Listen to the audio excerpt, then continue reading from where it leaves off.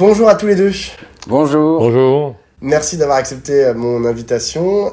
Laurent et Denis, vous venez de publier un livre début janvier aux éditions Les Petits Matins. Ça s'appelle Trotskisme au pluriel, histoire secrète. Votre livre, il est en deux parties. La première partie revient sur la généalogie, l'histoire en fait de ces trotskistes que vous décrivez par le menu, notamment au travers de ces personnalités les plus importantes et les plus marquantes. Et puis dans une deuxième partie, vous expliquez en quoi la grille de lecture, que cette histoire a donné, est encore valable pour analyser aujourd'hui une partie de la gauche et notamment ce qui se passe avec la France Insoumise de Jean-Luc Mélenchon. D'abord, première question, comment est-ce que vous définiriez ce premier trotskisme qui donne lieu à toute cette histoire, à la fois lambertiste, pabliste, etc., au début, au sortir de la guerre, quoi, et dans les premières décennies après la Deuxième Guerre mondiale? Alors, il n'y a pas de trotskisme sans stalinisme.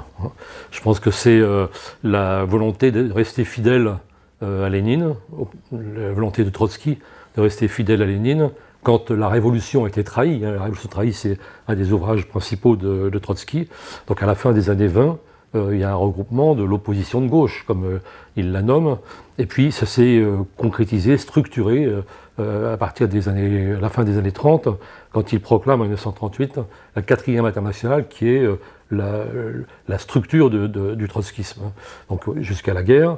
Après-guerre, il y a une scission en 1952 qui parcourt encore l'histoire aujourd'hui, et qui a donné d'un côté ce qu'on a longtemps appelé la Ligue communiste, dont le NPA est aujourd'hui l'héritier, et puis le parti lambertiste de Lambert, Pierre Boussel, alias Lambert, à partir de 1952, et le schisme s'est concrétisé sur le débat de savoir s'il fallait ou non rentrer dans le Parti communiste.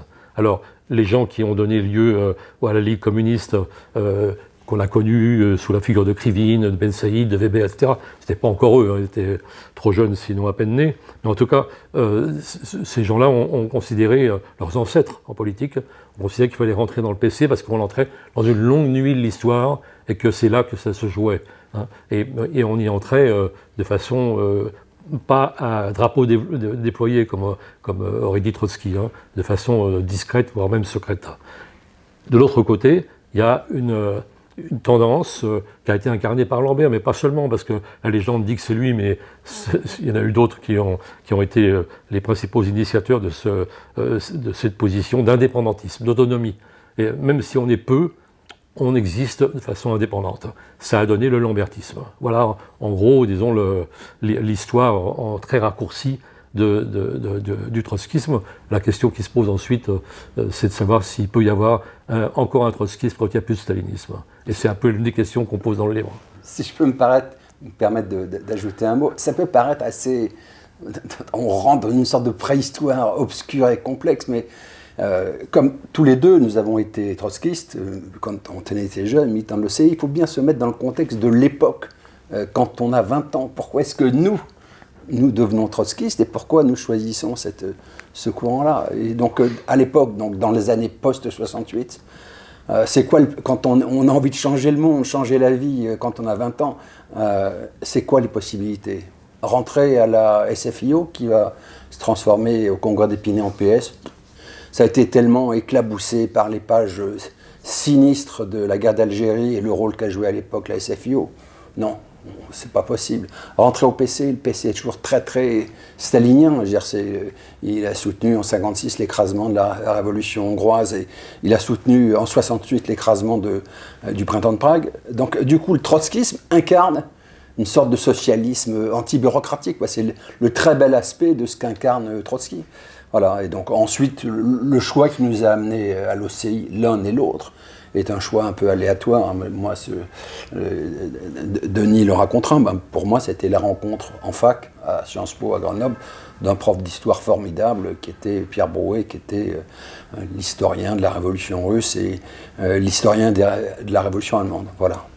Mais en fait, quand je vous écoute et quand je vous lis, en fait, j'ai l'impression que aujourd'hui, la façon dont les partis se définissent, c'est en fonction de lignes politiques. Et quand je regarde la gauche, par exemple, ils ont chacun des lignes politiques assez différentes, des philosophies politiques, des moyens d'action politique entre les écologistes, les communistes, les insoumis et les socialistes. Voilà, c'est assez clair. Et même, je peux rajouter la lutte ouvrière et le NPA, chacun, voilà, très différent. Alors que lorsque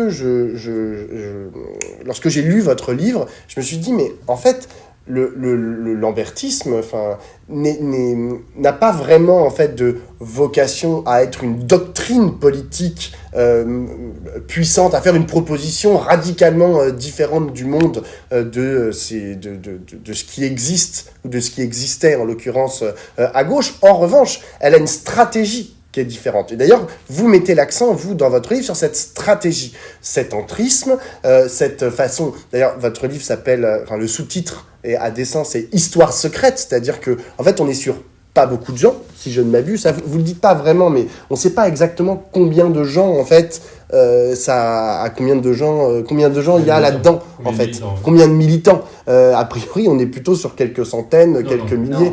Non. Il y a eu beaucoup de monde à un moment donné. Il y a eu beaucoup de monde. Ouais. Oui, ça a été dans la gauche radicale, si on peut l'englober dans ce mouvement-là, sans doute dans les années 70, le mouvement le plus important.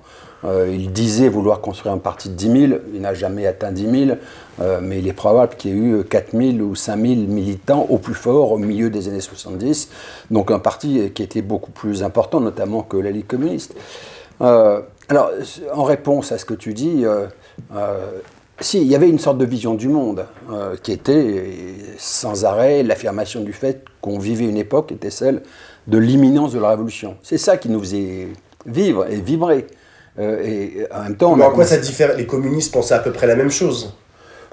Oui, enfin, oui, c'était quand même, les communistes assez tôt sont apparus en France, surtout en 68 et les années suivantes, comme une force de stabilité. On ne bouge rien, y compris réactionnaire. Un facteur d'ordre. Facteur d'ordre. Et ensuite, en 81, ce sera ce qu'on appelle au PC le vote révolutionnaire, c'est le vote pour Giscard contre Mitterrand.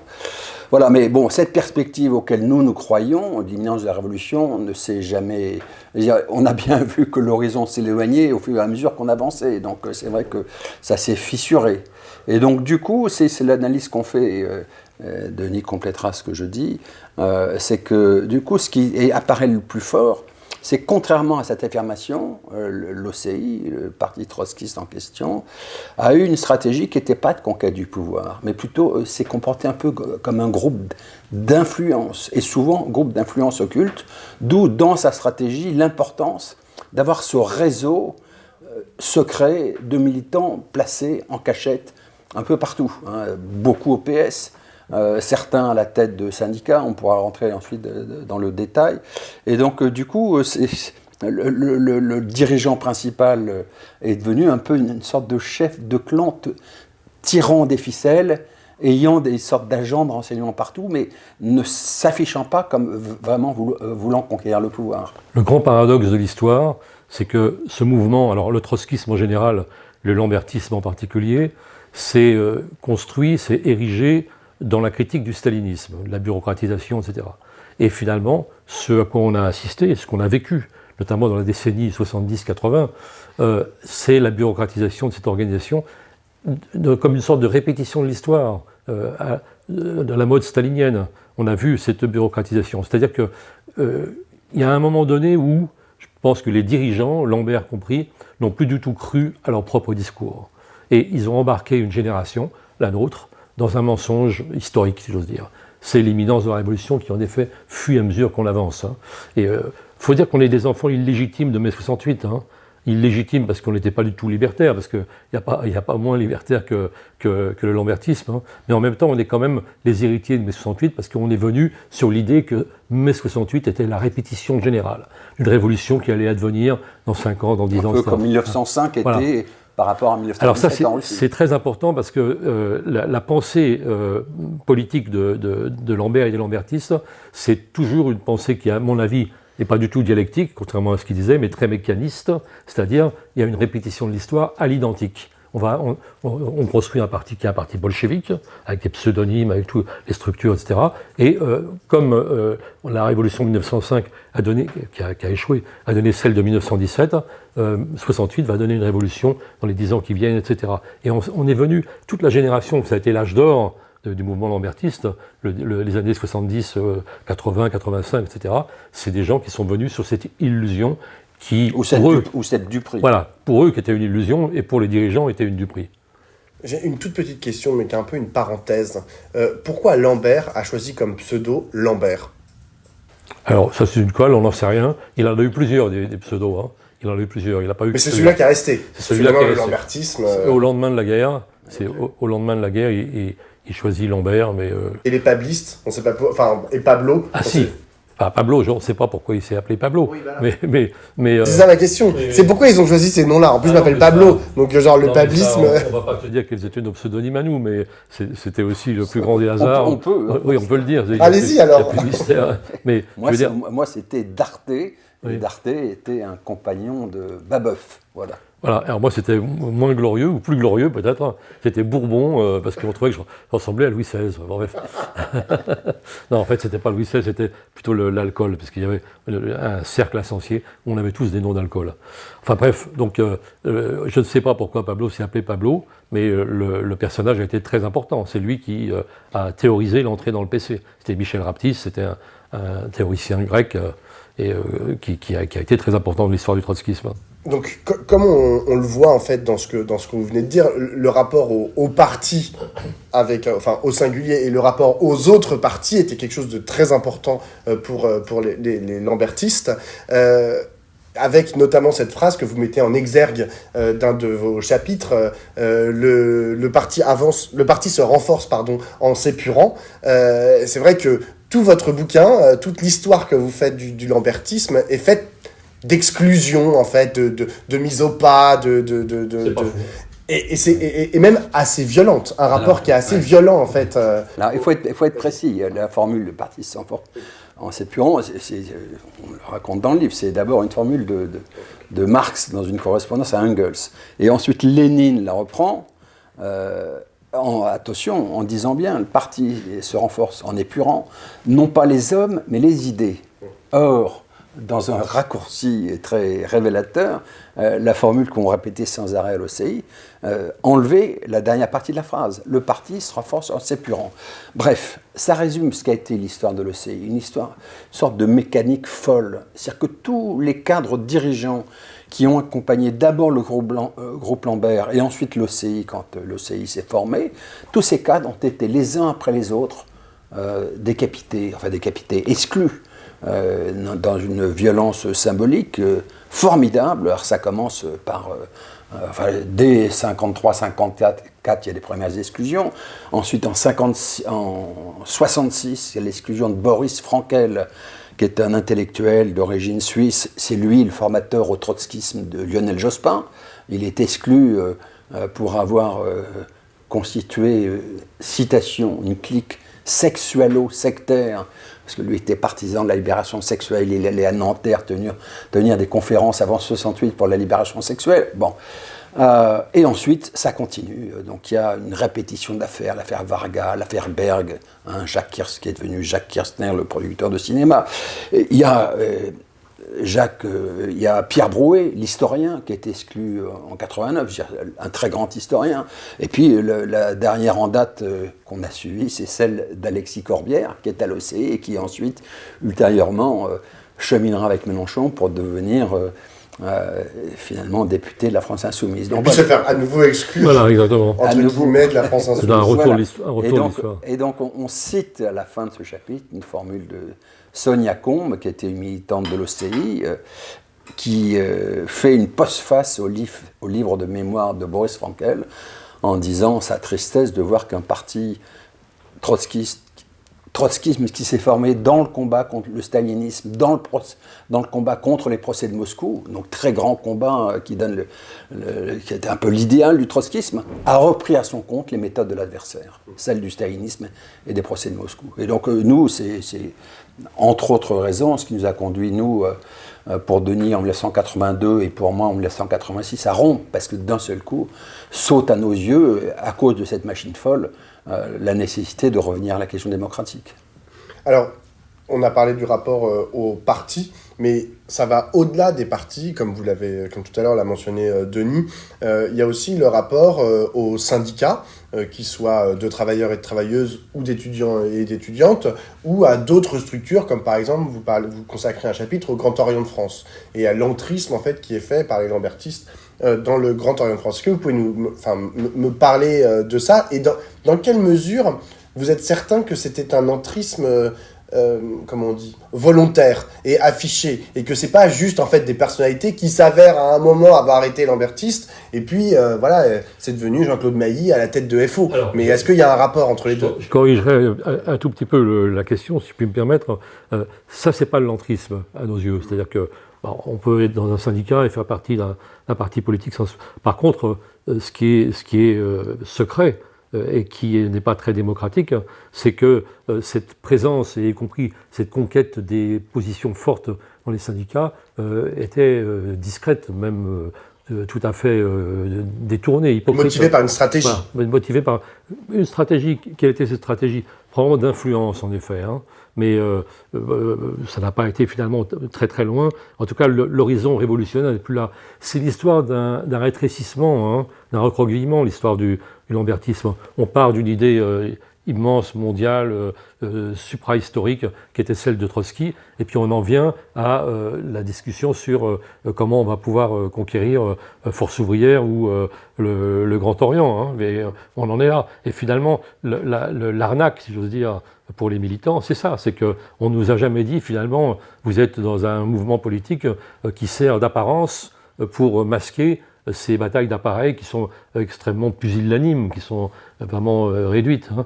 Et c'est ça, c'est là que Lambert nous a embarqués quand même dans quelque chose qui est une duperie, en effet, hein. Parce qu'on dit bien dans le livre qu'il y a deux entrismes. Il y a l'entrisme revendiqué par Trotsky, qui est, en clair, le petit parti trotskiste, où les quelques militants trotskistes au début des années 30 sont tellement peu nombreux que, pour grossir, il faut qu'ils aillent au contact d'autres militants pour les convaincre de venir vers eux. Et donc Trotsky, voyant la faiblesse de ses partisans en France, par exemple, leur recommande en 1934-1935 de rentrer au sein de la SFIO. Et ça marche bien, puisque notamment les trotskistes vont gagner, les jeunes trotskistes vont gagner la direction des socialistes, des jeunesses socialistes de la Seine, hein. Mais Trotsky le dit bien, c'est un entrisme à drapeau déployé. Ils s'affichent comme trotskistes pour gagner, voilà. Et donc ils vont cheminer, ils vont se faire exclure, ils vont ensuite s'allier avec Marceau Pivert, voilà. Mais on les connaît comme trotskistes. Ce que va faire Lambert, ensuite, dans les années, à la fin des années 60 et 70, c'est un entrisme occulte, totalement dévoyé par rapport à celui de Trotsky. Alors, il y a des histoires différentes les unes des autres. Il y a une histoire qui est très particulière, qui est celle de Jospin. Jospin, haut fonctionnaire, rentrant à l'ENA. Là, c'est compliqué d'être trotskiste. Et donc, son histoire est singulière. Et nous, d'après les témoignages qu'on a recueillis, le sentiment qu'on a, c'est que quand Jospin rentre au PS comme secrètement, Mitterrand le sait.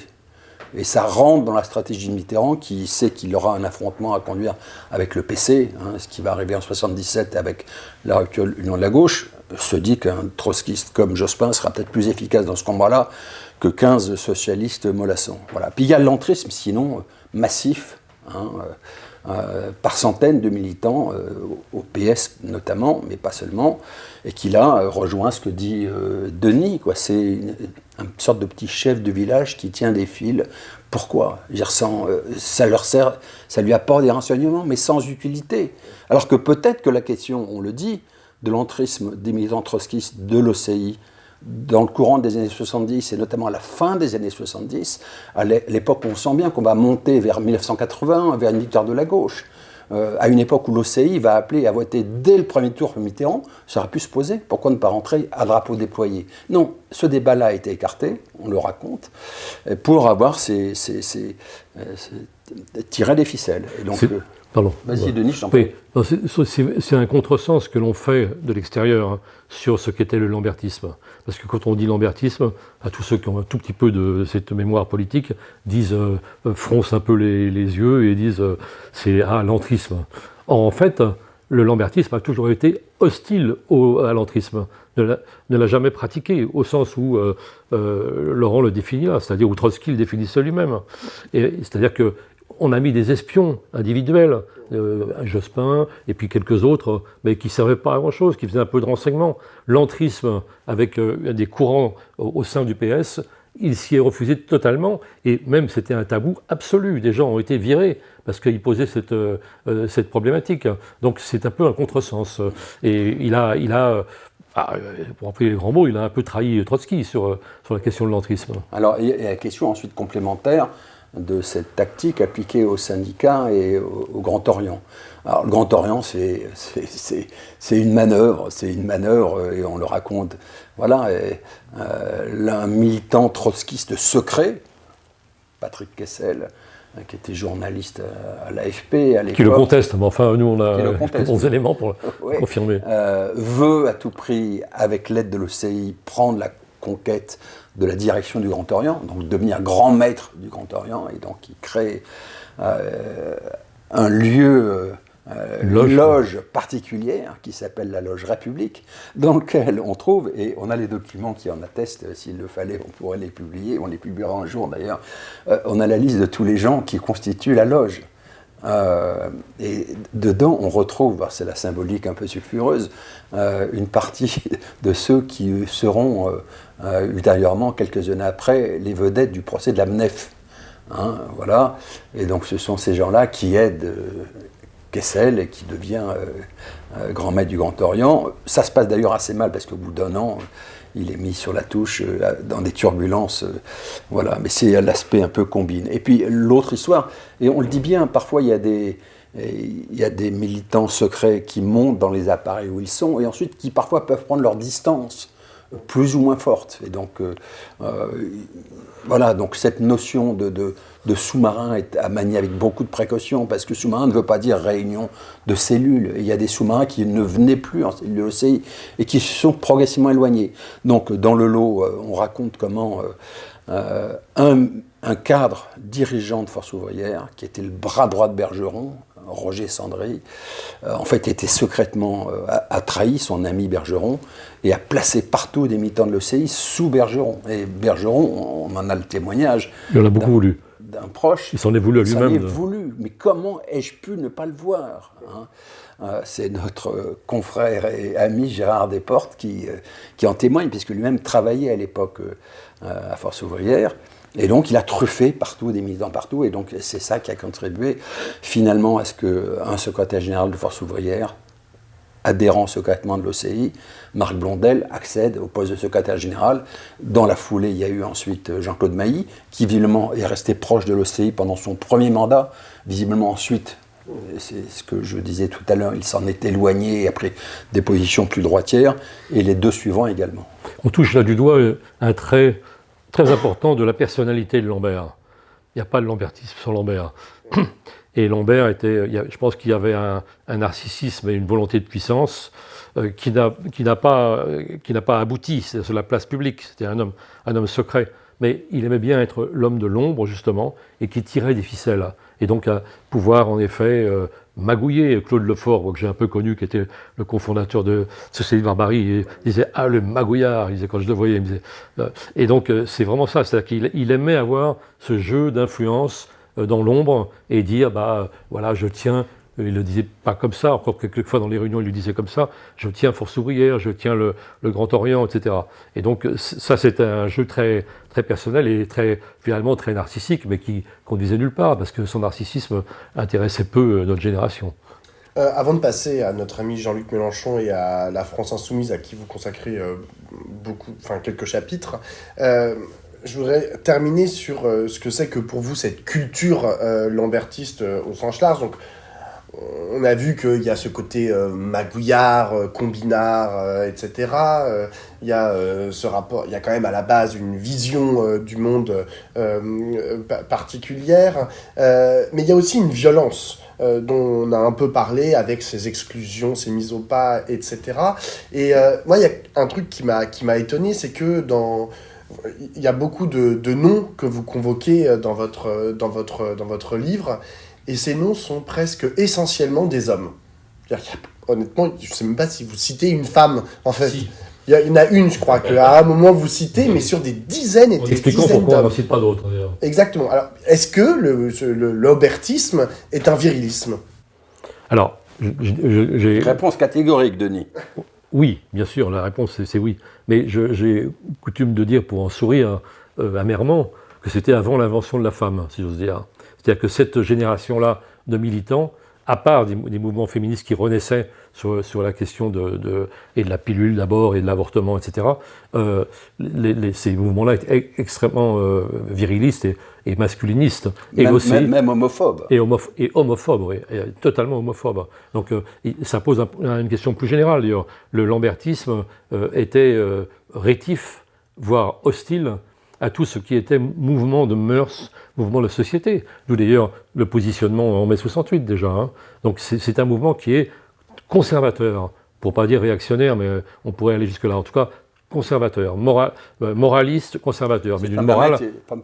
il faut lire. D'une morale très ancienne. Le livre formidable de Boris Frankel, qu'on évoquait tout à l'heure. Donc Boris Frankel, militant un petit peu hors norme, très, très impressionnant. C'est un peu l'initiateur en France des travaux de Wilhelm Reich et de Marcuse. Il a même édité des livres de Marcuse en France. Il va faire connaître Marcuse à Lambert, ce qui est stupéfiant. Lui, donc, considère qu'il y a deux luttes conjointes, la lutte des classes et la lutte pour l'émancipation sexuelle. Et c'est sur ce motif-là qu'il va être exclu de l'OCI. Et donc, les clics sexualo-sectaires. Et donc, voilà, mouvement très conservateur, homophobe, et même dans la vie quotidienne, courante, on en souffrait à cause de sorties de dirigeants de l'OCI, même si on n'osait pas le dire. Mais en fait, je relie aussi ce virilisme à la violence entre les militants d'une même chapelle, enfin censés être d'une même chapelle. Et là, ça va nous permettre de faire le lien avec aujourd'hui la France. Juste un mot, violence physique aussi, à l'égard des autres courants. Je veux dire, combien de fois n'a-t-on pas les serviteurs de l'OCI agressés, on le raconte à la fin d'un meeting pour la libération de Pliouch, l'agression du défilé de la Ligue communiste lors d'une grande manifestation en 1973 pour le Vietnam. Bon voilà, la violence physique revenait fréquemment. Et donc, je reviens à cette violence, alors pas forcément physique, hein, j'irai pas aussi loin en parlant bien sûr de la France insoumise, loin s'en faut. En revanche, la culture politique de la France insoumise est une culture violente. C'est une culture de clivage, y compris à l'intérieur même de son propre mouvement.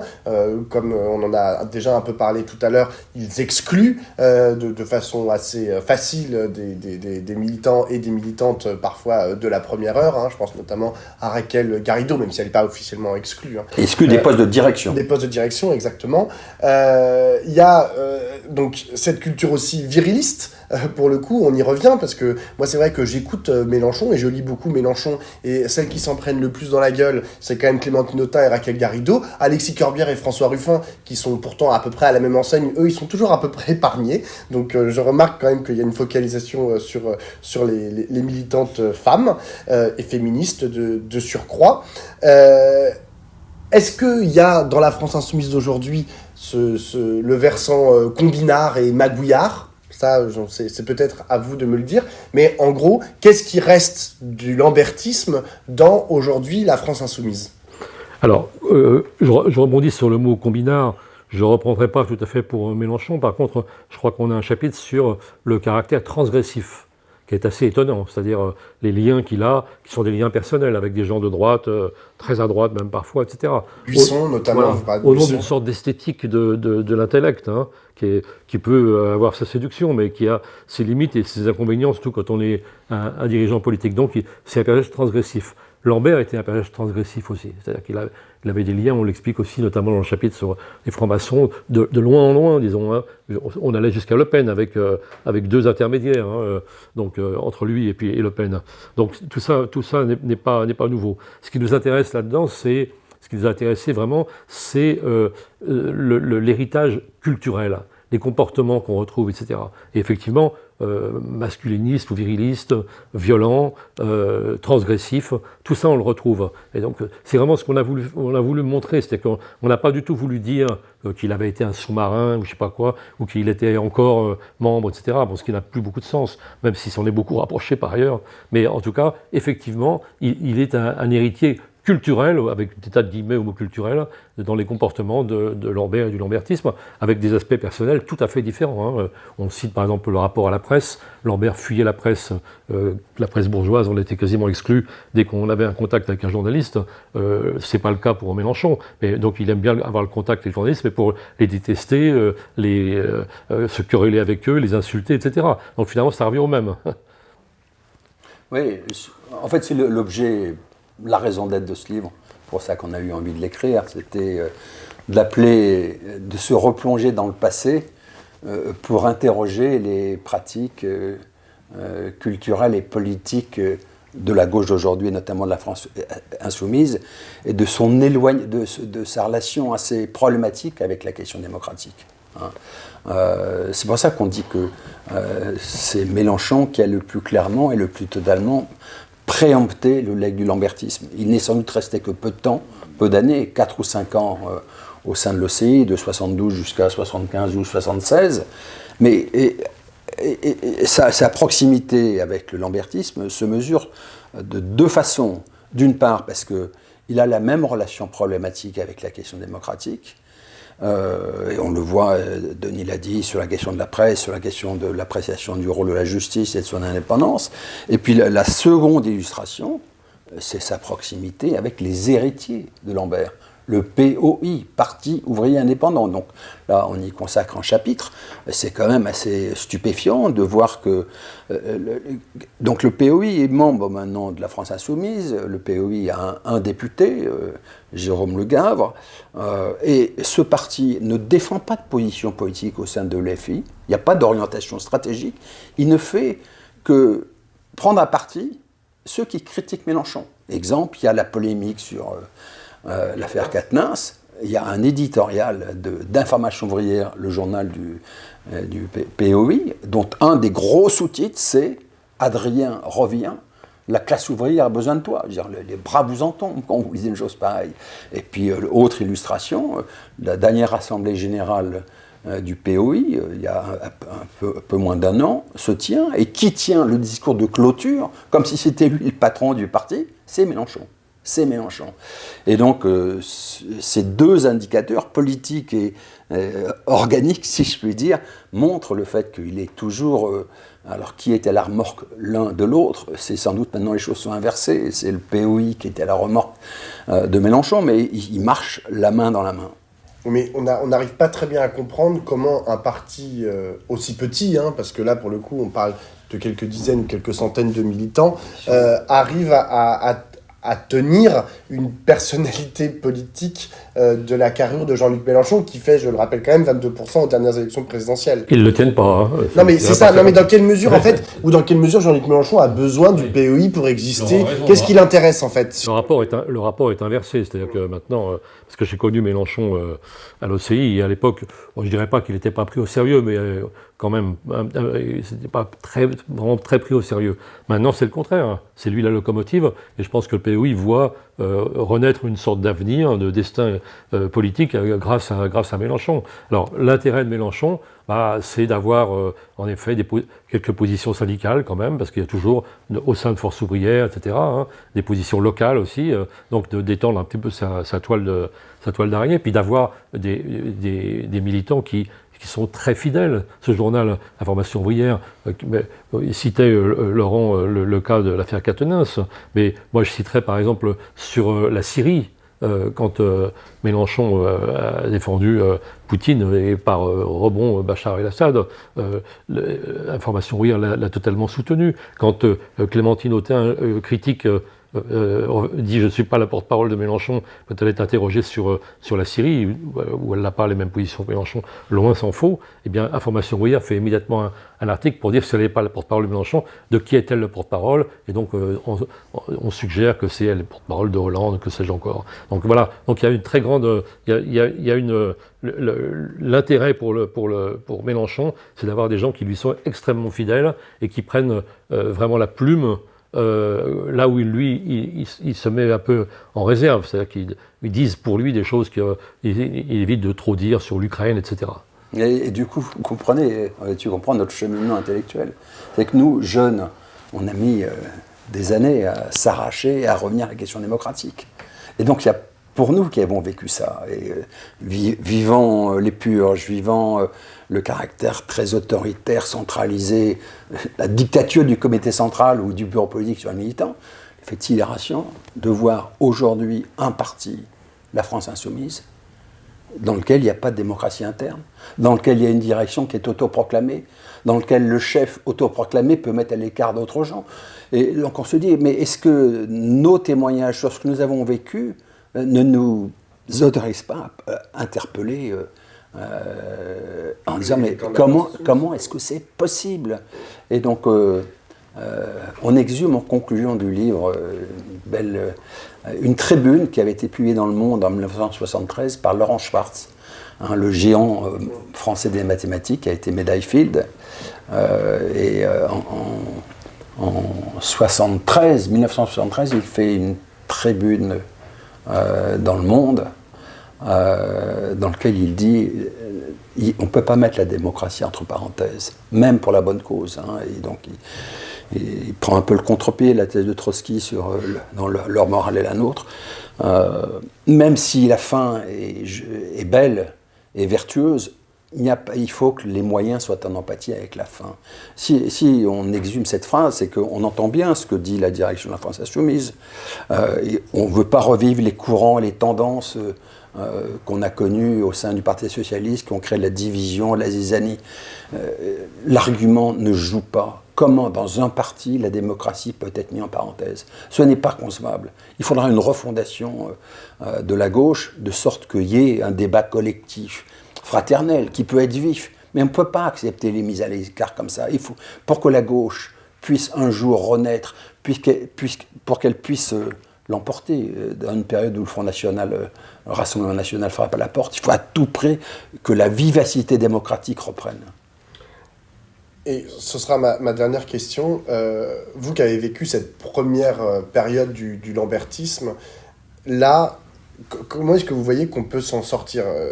Laurent, tu me parles d'une refondation de la gauche de gauche sur des bases démocratiques, j'entends. Est-ce que vous voyez tous les deux aujourd'hui des dynamiques, des forces, des courants qui sont capables de porter ça sur le devant de la scène et de dire au bout d'un moment, merde, c'est fini? Parce que j'avoue que moi, au fur et à mesure de mes interviews, je suis un observateur de la vie politique à gauche. Et j'ai l'impression que la proposition qui est aujourd'hui faite par la France Insoumise, qu'on ne l'aime pas ou qu'on y adhère, elle est la plus puissante. C'est-à-dire que c'est le manque de démocratie que vous pointez tous les deux à la France Insoumise, c'est aujourd'hui ce qui, paradoxalement, fait sa force pour exister et pour dominer dans le champ politique de la gauche. Alors, d'une part, notre point de vue est un point de vue de gauche, ça semble assez clair, et on est très partisans, en tout cas moi, je pense que Laurent aussi, de la NUPES par exemple. On s'y est bien entendu, on est voilà. On s'est bien, même si on n'en a pas vraiment parlé, mais c'était tout à fait naturel. Et effectivement, le programme de la France Insoumise est un programme fouillé, il y a beaucoup de travail. Ça me permet de faire une petite parenthèse, de dire qu'on a beaucoup critiqué, même le lambertisme, mais il y a quand même une parenthèse lumineuse, c'est-à-dire que la formation dont on est issu, le fait qu'on travaillait les textes, etc., c'est un patrimoine qu'on a gardé, qui est toujours précieux, et qu'on revendique, dont on est fier. Donc, et on le retrouve chez Mélenchon, ce goût des idées, etc., c'est plutôt sa part de lumière aussi. Donc tout ça, on retrouve dans le programme de la France Insoumise, on le retrouve dans la NUPES, etc. Bon, après, il y a un problème, n'ayons pas peur des mots, disons, un problème personnel qui a trait au profil du personnage. C'est-à-dire que là, pour l'instant, il constitue, disons, après avoir été un avantage, un obstacle au développement de ce même socle politique, parce qu'effectivement, on le voit bien, il est beaucoup rejeté, et puis il incarne en effet un refus de la démocratie. Donc je dirais que c'est LFI plus la démocratie qu'il faudrait, la NUPES plus la démocratie. Hein, et malheureusement, il faut arriver à surmonter cet obstacle. On n'en est pas très loin, c'est-à-dire que ça existe, disons, le patrimoine des idées existe, mais c'est bloqué totalement par cette impasse et qui produit aussi quelque chose de très impopulaire dans la population, qui est exploité par la droite. On arrive à faire peur plus avec Mélenchon qu'avec Le Pen dans les sondages, etc. Bon, alors, il y a une part de réalité, il y a une part aussi d'instrumentalisation politique par la droite. Hein. Donc, je ne suis pas, moi, désespéré, mais quand même très inquiet, parce que c'est une course de vitesse dans laquelle la gauche a pris beaucoup de retard. Mais juste, je te donne la parole, Laurent, mais pour surajouter à ce que tu viens de dire, Denis, il y a la question de la personnalité de Jean-Luc Mélenchon, mais il est aussi à noter que la culture lambertiste, aujourd'hui, il l'a transmise à des gens qui sont de plus jeunes générations, parfois de ma génération à moi, et qui, eux, sont en train de reproduire, on en a, à mon avis, pour des années, cette culture de l'épuration, de la violence et de l'antidémocratie ou de la non-démocratie à l'intérieur des partis. Et donc, si Jean-Luc Mélenchon part, mais que derrière, t'as toute une génération de vingtenaires ou de trentenaires qui entend faire exactement la même chose, ça va pas nous sortir le nez du caca. Si ouais, mais ces vingtenaires ou ces trentenaires, qui sont-ils? Ce sont maintenant des cadres dirigeants. En clair, on les appelle en forme de moquerie dans le livre, parce que c'est eux-mêmes qui, au sein de la LFI, c'est ça qui est comme ça qu'on les a appelés, la promotion Lénine. Hein, c'est en clair. Mélenchon a promu certains de la jeune génération. Faut que tu rappelles ce que c'est que la promotion Lénine. C'est quand Staline prend le pouvoir, il appelle la promotion Lénine ceux qu'il promeut pour diluer les partisans de Trotsky et le début de l'opposition de gauche. Donc c'est le début de la bureaucratisation. Voilà, donc Mélenchon fait un peu la même façon, il promet des jeunes générations qui doivent à Mélenchon leur poste de député et qui se taisent. Et donc, mais c'est mal vécu au sein de la France insoumise, y compris par les plus jeunes qui y sont. C'est comment peut-on, encore une fois, mettre la démocratie entre parenthèses. Donc je pense que ça fait débat. Déjà. Enfin, si je puis me permettre, Laurent, le stalinisme ou la dictature de ce côté-là du mur ne s'est pas arrêté en 1953 à la mort de Staline et à la disparition de Staline. Ça a continué bien après. Bien sûr.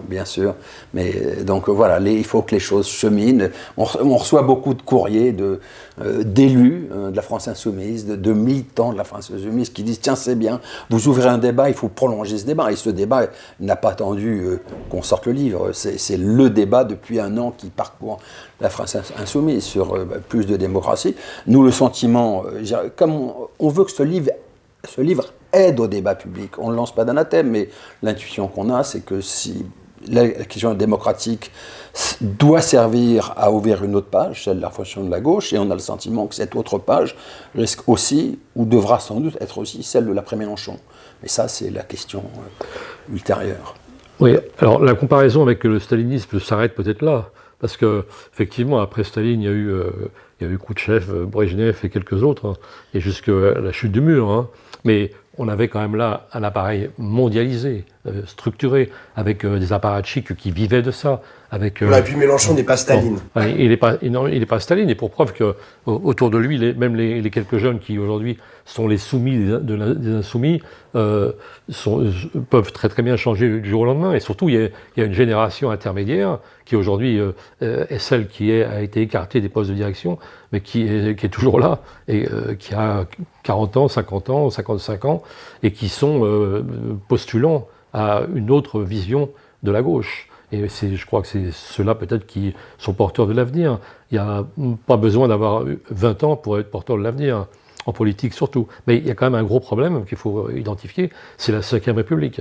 Parce qu'il n'y a pas plus critique de la Ve République que Mélenchon, et il n'y a pas plus Ve République que Mélenchon. C'est-à-dire que le présidentialisme lui va comme un gant. Hein. Donc on suivra j'allais dire, les déboires et les gloires de la France insoumise voilà, dans les semaines à venir. Et j'espère que votre livre saura intéresser, y compris dans les rangs des insoumis. J'espère que Jean-Luc Mélenchon le lira. Peut-être que vous bénéficierez d'une note de blog qu'il écrira une nuit, ou pas d'ailleurs. On en accepte l'augure, si ça ouvre le débat. Merci en tout cas à tous les deux. Merci à toi.